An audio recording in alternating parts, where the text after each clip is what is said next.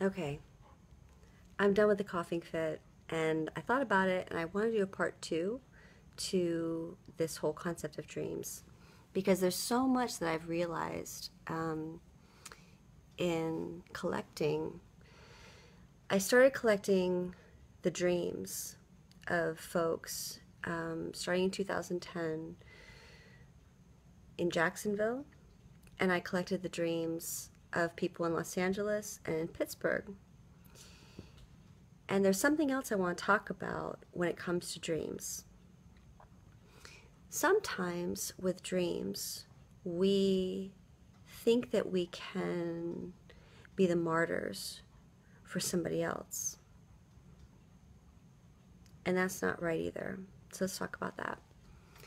All right, so this is part two. Get cozy. Get cozy. Let's talk about that. I'm going to, first in 2010, what I noticed in the general vibe of the dreams that were written in Jacksonville were,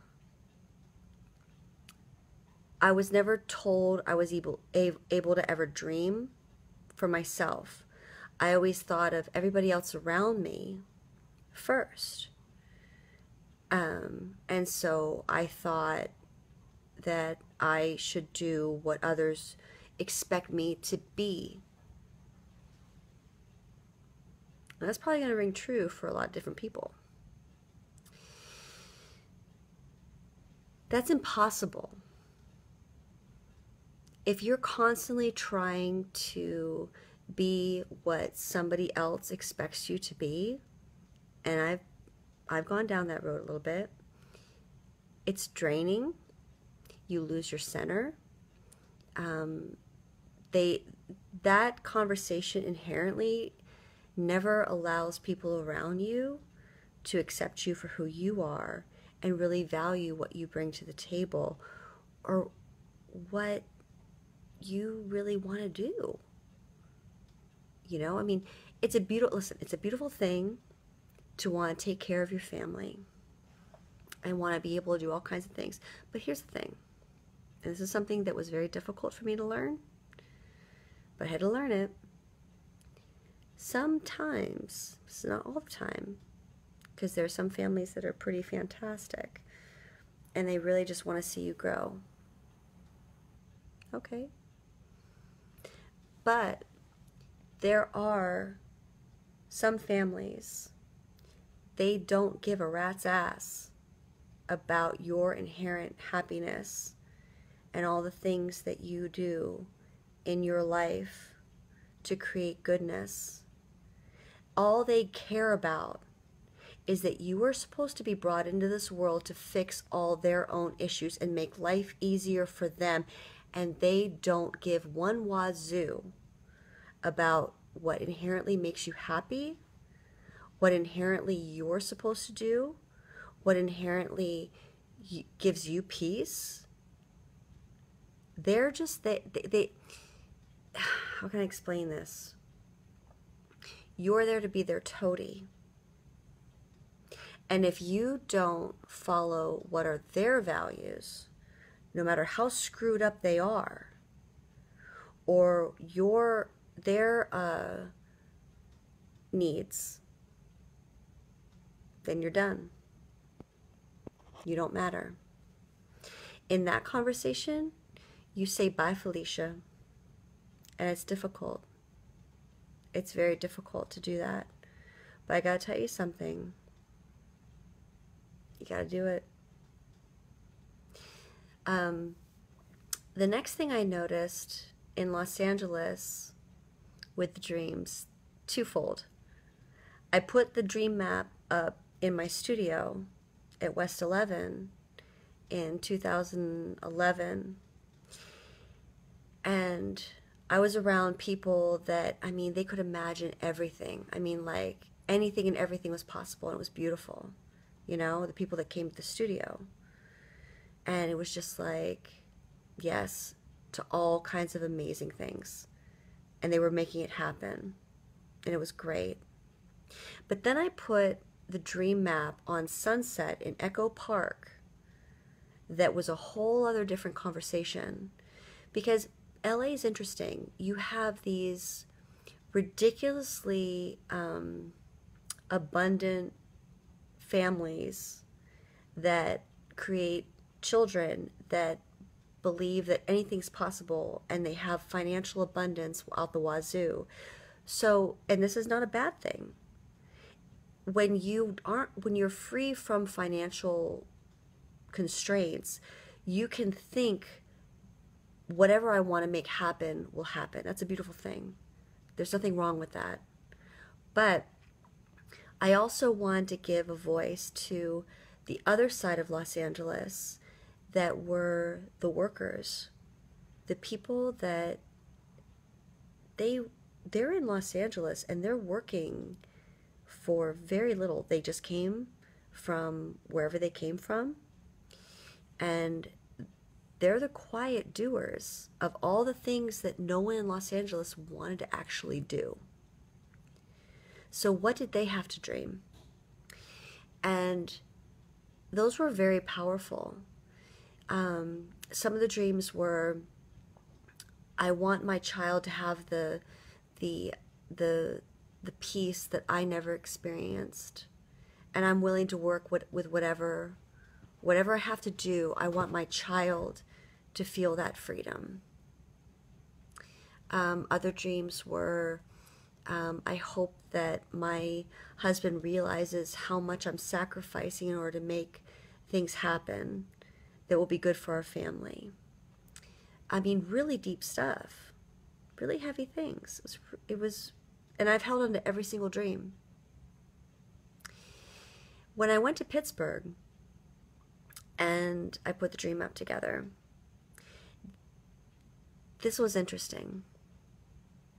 The general vibe in Pittsburgh dreams at MySpace 634 was, I want my kids to be happy.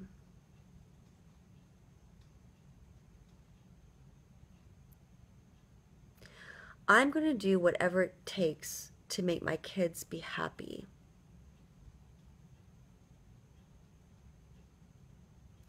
All right, let's break that down for a minute. If you aren't living out your own dream, if you aren't honing in your own joy, if you aren't taking your life by your own reins and being the example of what it takes to live out joy in this world, and you're suffering and you're putting yourself in really gnarly situations because you think you're going to be a martyr for your kids, I can guarantee you, your kids are not going to feel that freedom of thinking that they can live out their own happiness. They're already seeing that you're in pain, that you're doing these really gnarly things. They're already seeing that life is pain. Because of your example of going, this is what life is, and I just want you to be happy, you're not doing them any favors, because they're just ingesting the pain and they're seeing it. They're going to feel guilty. They're going to feel shame. They're going to feel like they have to fix everything for you. That somehow they feel guilty for even existing in the world. That you had to go through all this terrible stuff. That they're not going to accept any happiness in their life because they're going to feel too much guilt unless you're okay first. So it's not going to work. It's not going to work.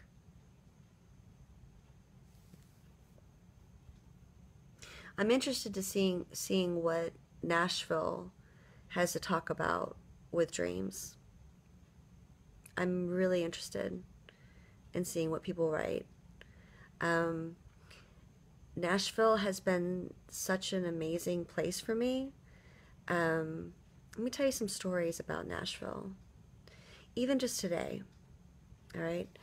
I left everything for many different reasons in Pittsburgh. Some I didn't really consent to, others I did. But I had to walk away from family. I had to walk away from everything for many different reasons, which was difficult. Because sometimes the people closest to you, if they aren't living out their own joy, they don't want to see you doing it. And they'll do everything to try to sabotage you because they're not happy with their own lives. And you doing what you can is kind of a thorn in their side. And if they have a way to destroy that, they'll do it. So when I came here, it was literally starting from scratch. And I'm okay with that. I'm a tough chick. And I had really great friends.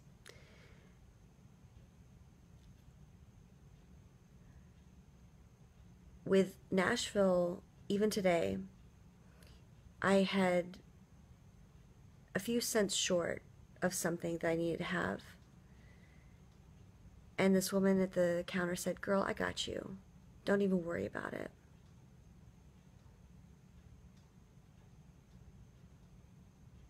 That's unbelievable kindness.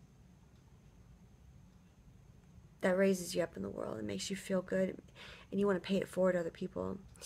Earlier in the day, I have friends that just do amazing things, and they're very kind, and they say the same kind of thing. When you're up in the Northeast, they shame you for not having little things.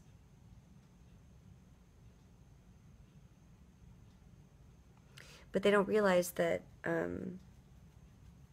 what's going on up there, the general energy, it always drains people into feeling that it's a poverty mentality of like, I have to work this hard to get something, so how dare you get anything? And it's this perpetual thing. I was at Walgreens today, and I was picking up cleaning products from for the gallery. And I walk up to the lady at the Walgreens, and she was like, "Girl, I am blessed. I am not stressed. I am ready for anything good. And I just want you to know that you're blessed and no stress, and I am excited to see you having something good." And her heart, it was just pure joy.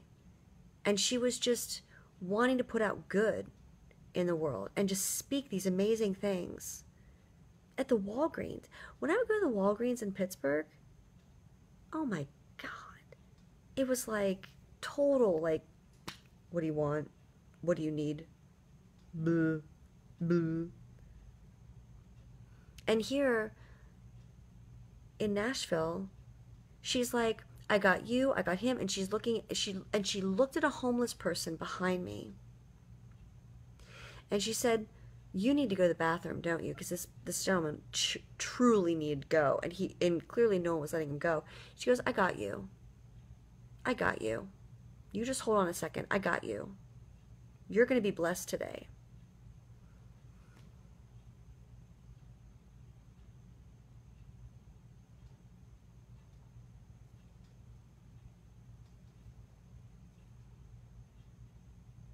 Who are we tuning into? What kind of dreams are we creating? What kind of mentalities are we allowing in our minds?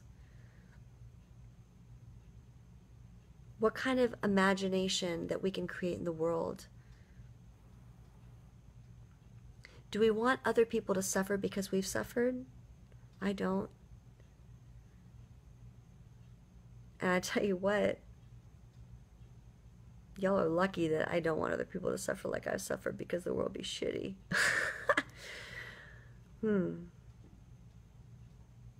There's a power there. And no matter what you've experienced,